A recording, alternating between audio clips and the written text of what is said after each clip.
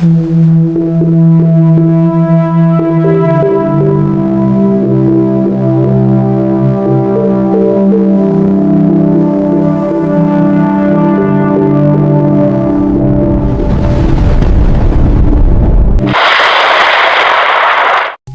araw po sa inyong lahat. Narito na po ang pinakalitis nating update sa magiging lagyan ng panahon yung araw ng Huwebes, ika-11 ng Hunyo taong 2026. Base nga po sa ating pinakalitis satellite image, ang bagyong ating minomonitor sa may silang bagay ng ating bansa na sumunod kay bagyong Esther ay huling namataan sa layong 2,800 km silangan ng Visayas, na kung saan nga po sa mga nakalipas na oras ay bagya pa nga po itong nag-intensify, na kung saan taglay na nga po nito ang lakas na hangin na umaabot sa 135 km per hour, samantalang may pagbugso naman ito na umaabot sa 170 km per hour, na kung saan kumikilos pa ilagang kanluran sa bilis natin km per hour. Salukuyan na nga po ito naglandfall dito sa area ng Mariana Islands. Inaasahan po natin ang malalakas na hangin na sinasamahan ng malalakas na mga pag-ulan sa lugar ng Mariana Islands. Kung makikita nga po natin na nagdudulot nga ito ng malawakang mga maulap na papurin na sinasamahan mga malalakas na pag-ulan. Samantala, posible nga itong pumasok ng ating Philippine Area of Responsibility.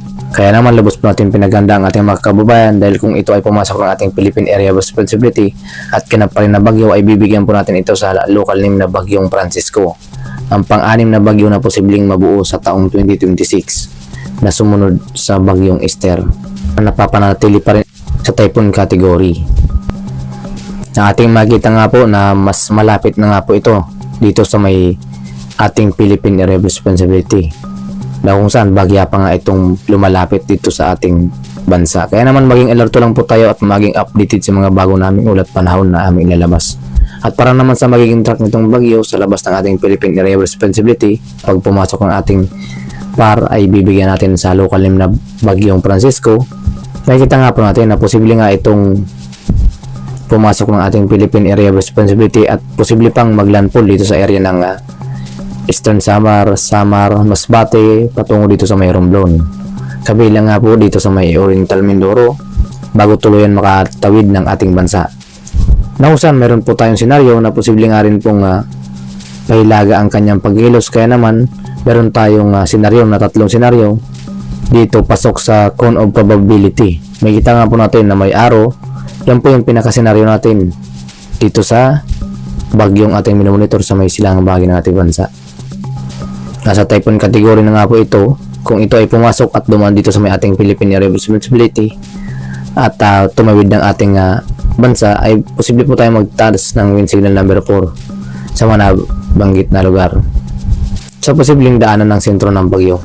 May kita nga po natin ng cone of probability na kung saan meron tayong pahilagang kanlura ng kanyang pagkilos na posible nga pong tumama dito sa area ng Luzon, especially dito sa may area ng Isabela, patungo dito sa area ng Kalinga, Abra, bago makatawid ng bansa.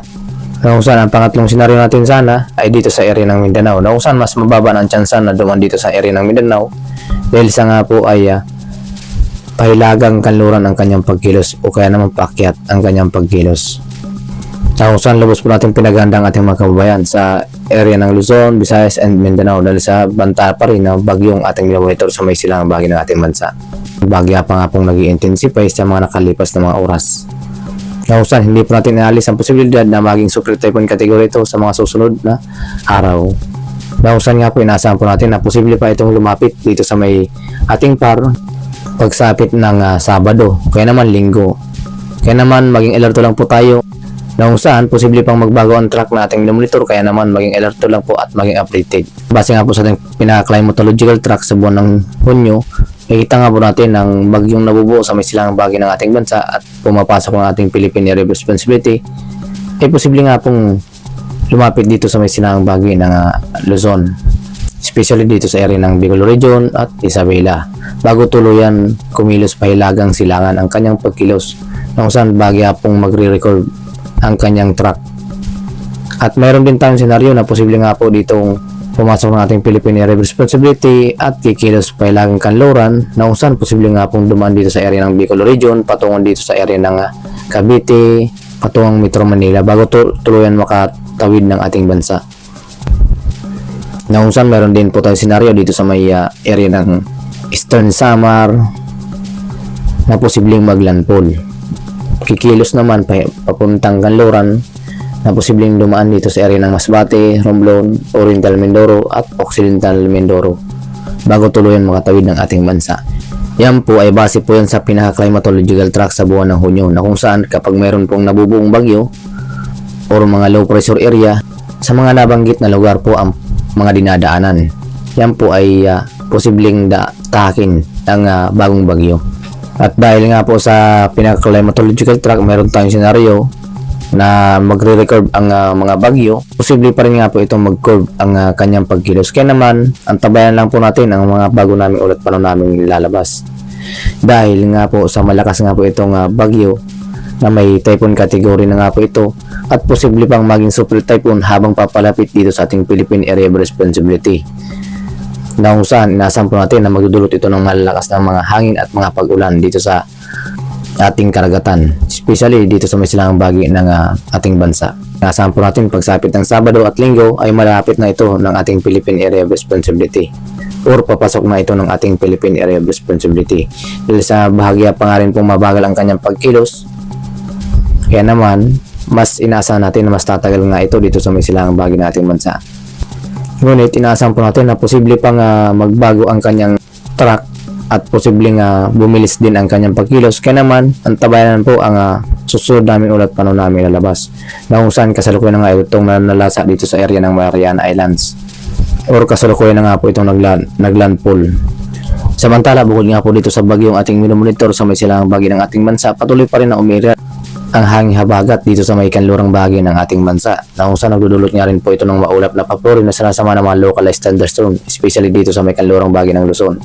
Sa lugar naman yan ng Ilocos Norte, Abra, Ilocos Sur, La Union, kabilang na nga rin po ang area ng Batanes at Babuyang Group of Islands na sinasamahan pa ng mga localized thunderstorm na galing dito sa high pressure area, na kung saan na umiiral naman dito sa may extreme northern Luzon. At para naman sa magiging lagi ng panahon yung araw dito sa Luzon, asahan pa rin po natin ang maulap na papuri na sinasama ng mga localized thunderstorm at mga biglaang buhos ng mga pag-ulan ngayong araw dito sa area ng Batanes, Babuyang Group of Islands at Ilocos Norte, Ilocos Sur, La Union.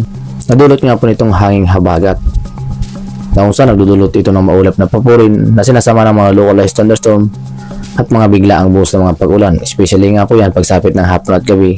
Dahil sa mainit nga po ang temperatura sa umaga, na kung saan nagkakaroon po tayo ng pag-develop ng mga localized thunderstorm pagsapit ng hapon at gabi. Dahil sa pagkakaroon ng pag-evaporate, kung saan nagkakaroon ng bagyang pagbaba ng temperatura sa ating atmosphere. Samantalang sa malalawing bahagi ng Luzon, especially dito sa silangang bahagi ng Luzon, sa lugar po yan ng Cagayan Valley Region, Isabela, Quirino, Aurora, Nueva Ecija, Quezon, Bicol Region at Mimaropa, kabilang ang Palawan, inaasahan pa rin po natin makakaranas na pa rin ng improving weather, na kung saan maliwalas pa rin ang ating inaasahan na panahon. Kaya naman malinsangan at mainit at temperatura ang ating asahan ngayong umaga hanggang tanghali. Ngunit maging alerto pa rin po tayo pagsapit ng hapon at gabi dahil pa rin po sa mga localized thunderstorm, na kung saan magdudulot ito ng mga biglaang buhos ng mga pag-ulan. Lalo na nga po yan pagsapit ng hapon at gabi. At para naman sa magiging agwat ng temperatura dito sa may Legazpi, meron pa rin po tayong inaasa na temperatura na maabot sa 33 degrees Celsius, Tuigaraw 35 degrees Celsius, Lawag 31 degrees Celsius, Baguio 25 degrees Celsius, Metro Manila 33 degrees Celsius, Tagaytay 32 degrees Celsius ang ating inaasang agwat ng temperatura.